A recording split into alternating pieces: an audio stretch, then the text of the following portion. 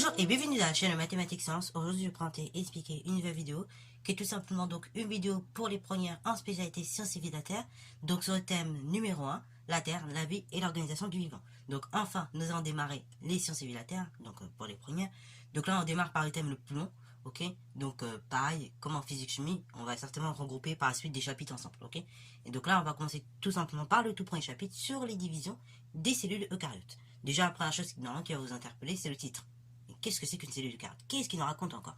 Et bah pour comprendre le délire, il va falloir revenir à quelque chose que vous avez déjà vu normalement en 6ème.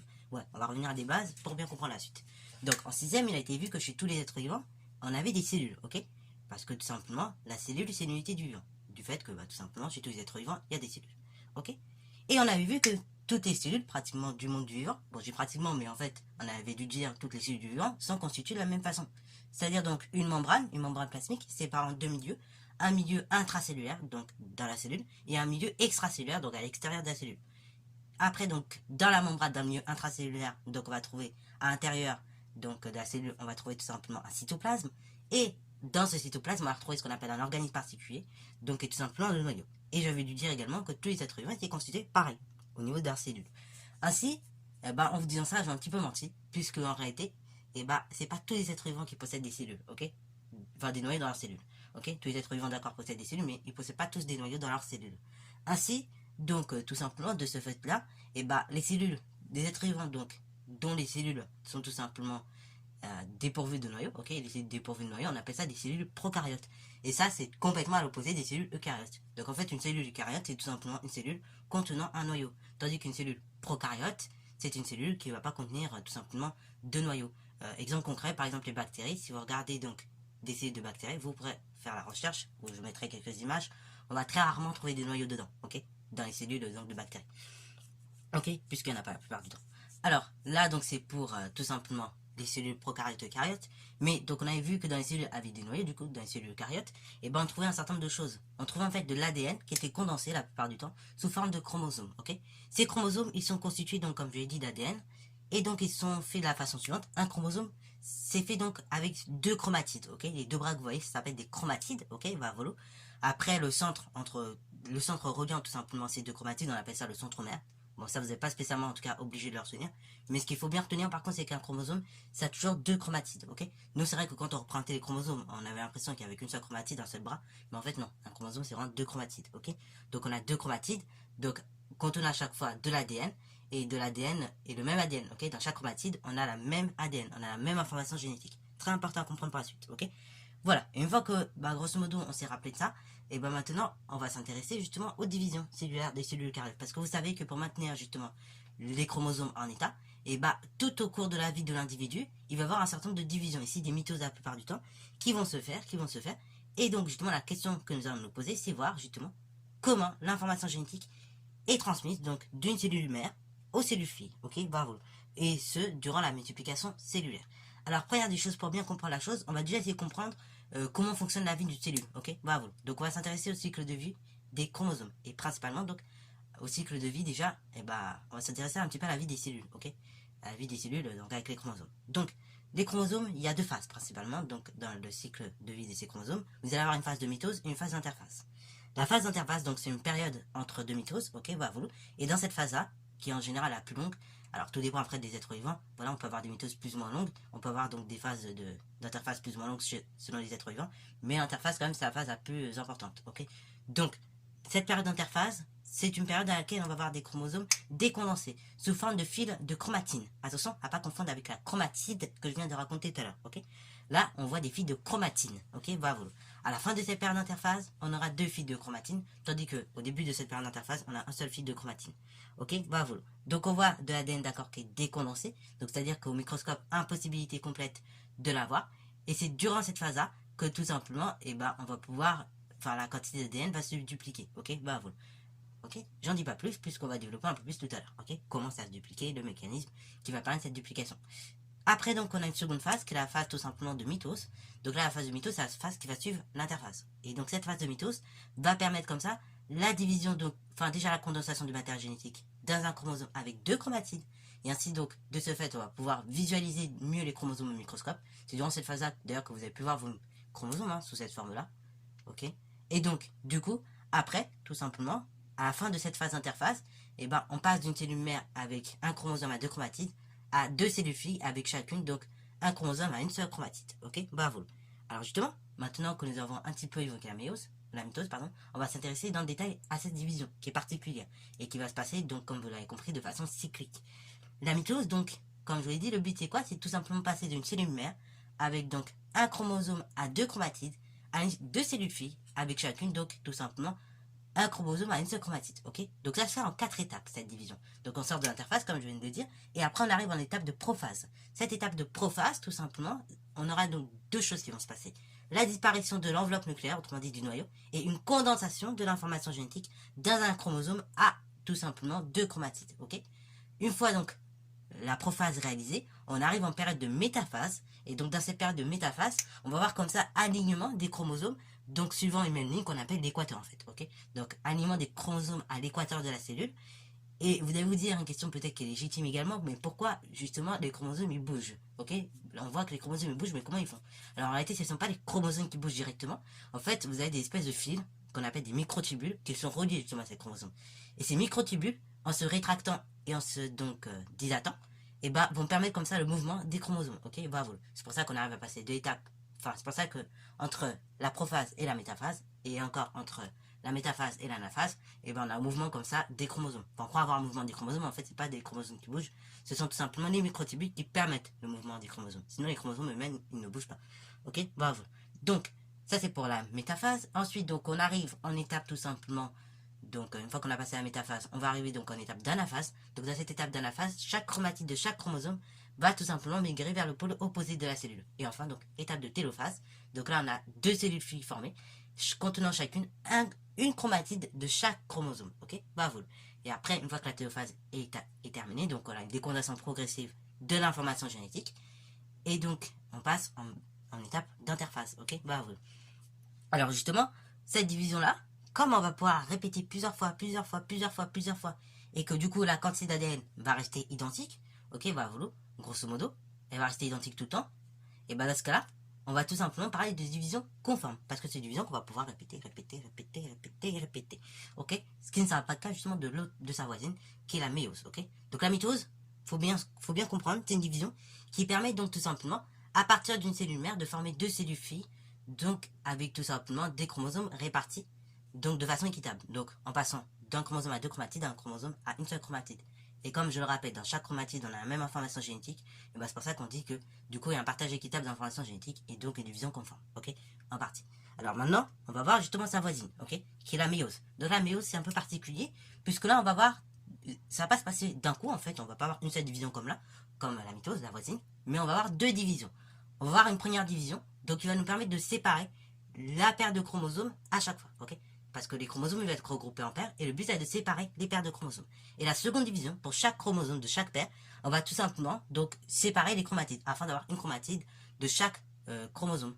Et après, une fois que les 2 divisions seront terminées, et bah tout simplement, on va pas, contrairement à la mitose qu'on peut refaire de façon cyclique, là cette division ne va pas pouvoir se refaire. Une fois que la méiose est terminée, elle est terminée. Et donc c'est ce que l'on peut voir, donc si on analyse le document que je vous affiche juste là, donc au niveau des étapes, donc les étapes c'est à peu près la même chose, hein. Donc on va voir du coup 2 fois les mêmes étapes que pour la mitose, sauf que ça va pas être exactement pareil.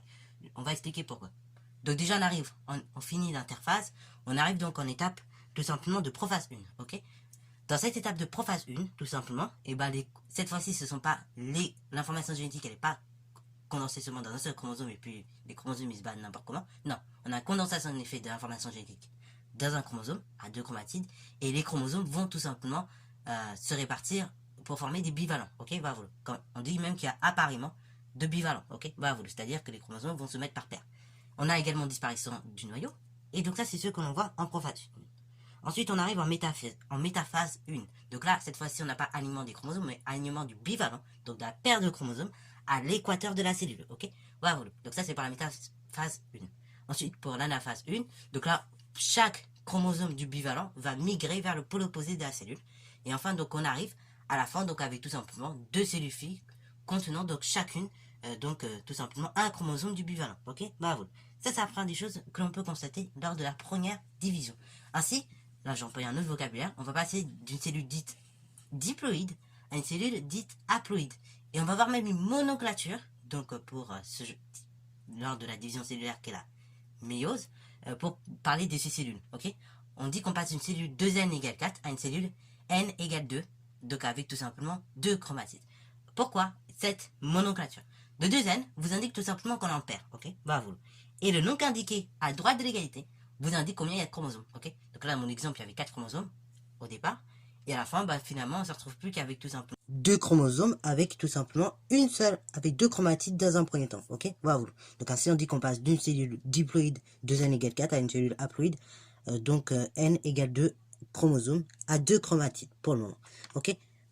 Et deuxième division, on va séparer pour chaque chromosome les chromatides. C'est ça le but. Donc là, on repart à nouveau, cette fois-ci, donc on avait 2 cellules formées, donc on garde nos 2 cellules formées. Pour chacune des cellules, donc en prophase numéro 2. Donc du coup, on arrive, comme je l'ai dit, donc en prophase numéro 2. Donc pour chacune des 2 cellules, on a condensation du matériel génétique, de l'information génétique dans un chromosome à 2 chromatides.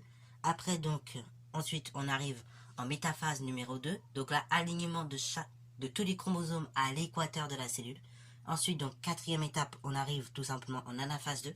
Donc là, chaque chromatide de chaque chromosome pour les 2 cellules va migrer vers le pôle opposé. Et à la fin, donc on arrive tout simplement en télophase numéro 2, donc là, pour chacune des cellules, on a une nouvelle formation de 2 cellules filles contenant chacune une chromatide de chaque chromosome, ok. Une fois qu'on est arrivé en télophase numéro 2, il n'y aura pas de réplication, il n'y aura pas de duplication comme ça du matériel génétique, contrairement à la mitose. La division n'est pas infinie, donc ainsi, la division va se stopper à ce niveau-là, ok. En étape de télophase 2. Ainsi donc, ici, on dira pour cette seconde division qu'on passe d'une cellule n égale 2 à 2 chromatides, donc d'une cellule n égale 2 à 2 chromatides, donc qui est dite haploïde, à une cellule haploïde, donc n égale 2 toujours, puisqu'on a 2 chromosomes, à cette fois-ci une chromatide, ok. Bravo. Alors du coup, cette division, qui est la méiose, pardon, contrairement donc à la mitose, qui est sa voisine, donc elle ne permet pas d'entretenir comme ça le karyotype de l'individu. Cette division cellulaire permet, contrairement à la mitose, donc de former le spermatozoïde ou l'ovule. Donc en fait de former tout simplement l'embryon, les cellules reproductrices, ok. Bravo. Et donc c'est pour ça que cette division n'est pas infinie, elle s'arrête bien à un moment donné, pour qu'après derrière on ait formation de notre individu tel qu'il doit être formé. Alors justement, maintenant on va revenir à notre mitose, et donc on avait dit que lors de la mitose, à la fin, il allait falloir avoir une duplication de l'information génétique, ok. Parce qu'en effet, à la fin de la mitose, on se retrouve plus qu'avec un chromosome et une seule chromatide pour chacune des cellules. Et normalement, pour chaque cellule, lorsqu'on va rentrer à nouveau en phase de mitose, on doit avoir formation d'un chromosome avec 2 chromatides. Donc vous comprenez bien qu'il faut une réplication, une duplication de l'information génétique. Donc en fait, on va rentrer, donc là, on est en phase de télophase, on rentre en étape d'interphase, et donc dans l'interphase, on peut couper ça en 3 étapes. On a la phase G1, la phase S comme synthèse, et la phase tout simplement donc J2. En phase G1, donc c'est une phase tranquille, puisque là, le matériel va se décondenser au fur et à mesure. Une fois qu'on est arrivé à la fin de la phase G1, on va arriver en phase S, où on va voir une augmentation de la quantité d'ADN produite. Et après, donc à la fin de la phase S, donc la quantité d'ADN reste constante, et donc les cellules lui sont prêtes à rentrer en phase de mitose, ok. Bravo. Donc ainsi, vous comprenez bien qu'en fait la réplication, la duplication du matériel génétique va donc se faire principalement en phase S de l'interphase. En effet, elle va s'effectuer donc en phase S, et selon donc un mécanisme qui est le suivant, qu'on appelle semi-conservatif. En fait, pour chaque chromosome, ok, qui sera décondensé au fur et à mesure, et comme on a dit, dans les chromosomes, vous avez de l'ADN. Donc une double hélice comme ceci. Donc en fait, les 2 hélices de l'ADN vont tout simplement s'écarter, ok, et elles vont s'ouvrir au niveau des origines de réplication. Après, donc, cette origine va grossir pour former un œil de réplication. Et qu'est-ce qui va se passer? Vous allez avoir donc une enzyme qu'on appelle tout simplement ici l'ADN polymérase, qui va venir tout simplement mettre en face de chaque nucléotide de chaque brin de l'ADN, ou de chaque hélice de l'ADN, le nucléotide complémentaire, ok. On va mettre le nucléotide complémentaire, et normalement, dès qu'on va arriver à la fin, donc, de cette réplication, vous allez retrouver normalement avec des séquences qui vont être identiques pour le brin entre un brin néant formé et un brin donc de base, ok, un brin matrice. Oui, parce qu'en effet, le brin qui est néant formé, il part d'un brin matrice, et donc voilà, c'est pour ça qu'on parle de brin matrice et de brin néant formé. Donc, dans le cas où tout simplement on est dans une réplication classique, c'est-à-dire donc sans erreur, et ben normalement on doit tout simplement obtenir des séquences identiques avec les séquences donc du brin parental. Alors quand je parle du brin parental, hein, quand je parle d'un brin, c'est tout simplement en fait l'hélice où vous avez tout simplement vos nucléotides. Ok, c'est les listes sur lesquelles vous avez vos nucléotides. Ok, donc du coup, d'ailleurs, ces techniques de réplication, elles sont très utilisées dans les biotechnologies, notamment par exemple lorsque vous faites les tests PCR. Vous avez peut-être déjà entendu parler de ça au moins une fois, puisqu'on en parle beaucoup à la télévision. Bon, peut-être un peu moins en ce moment, mais quand même, on en parle beaucoup avec le Covid. Donc les tests PCR, c'est le même principe, c'est-à-dire qu'on va prélever donc tout simplement des bactéries. En fait, on va prélever de l'ADN provenant de votre nez. Après, donc, on va le faire réagir. Et en fait, cette réaction, on va faire réagir avec autre chose. Et cette réaction, donc, va permettre après la formation de dupliquer très très rapidement l'ADN et d'avoir de l'ADN de plus en plus grosse quantité. Ok. Et une fois donc que on aura formé de l'ADN en plus grosse quantité, on va pouvoir l'analyser. Et donc, on va l'analyser avec électrophorèse principalement. Et donc, on va comparer tout simplement la position de tâches, donc chez quelqu'un qui est atteint du Covid et chez quelqu'un qui n'est pas atteint du Covid. Ok, voilà. En tout cas, on va comparer les tâches qu'on a obtenues à l'électrophorèse versus les tâches de quelqu'un qui aurait le Covid. Ok. Et donc, dans ce cas-là, voilà, on serait sur ce principe-là. Et comme ça, on détecte ou pas s'il y a le Covid ou pas. Si les tâches sont au même niveau, on détectera qu'il y a le Covid. Si les tâches sont pas au même niveau, on considère qu'il n'y a pas le Covid. Ok, bravo. Voilà, donc ça, c'est bien évidemment le principe qui est utilisé donc dans les biotechnologies comme la PCR. Ok. Alors la PCR, c'est pas juste utilisé pour les tests PCR, ça peut être utilisé également pour détecter si on a un fruit qui a été tout simplement qui a subi un OGM. Ok, voilà, qui a eu des OGM. Voilà, ça peut être très pratique pour ça et ça peut être pratique pour plein d'autres choses. Ok, bravo.